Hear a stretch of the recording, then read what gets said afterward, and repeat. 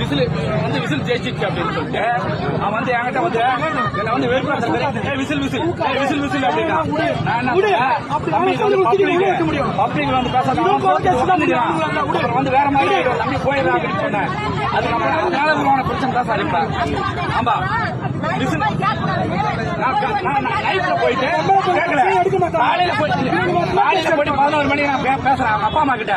உங்க புள்ள வந்து இது மாதிரி பேசுறா அப்படின்னு சொல்லிட்டு அதனால வந்து உருவான பிரச்சனை தான் இருப்பேன். அவர் வந்து விசில் கட்சியில வந்துக்கிறாரு. அவரு விஜய் கட்சி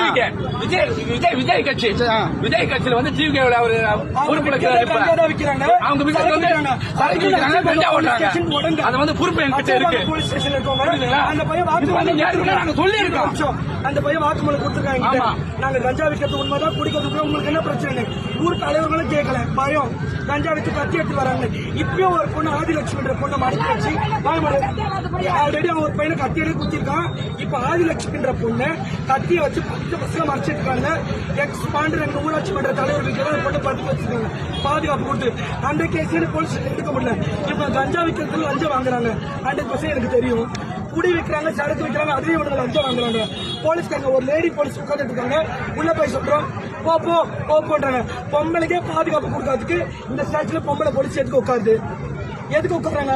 ஆம்பளை போலீஸ் கேட்டா நாங்க சாணி பதிவு பண்ணும்போது வாங்க கேஸ் எடுத்துறாங்க. நேற்று நைட்டு கொடுத்த ஒரு பொம்பளை துணியெல்லாம் கிழிச்சிருக்காங்க. சுயநினைவே இது வந்து கம்ப்ளைண்ட் எழுதி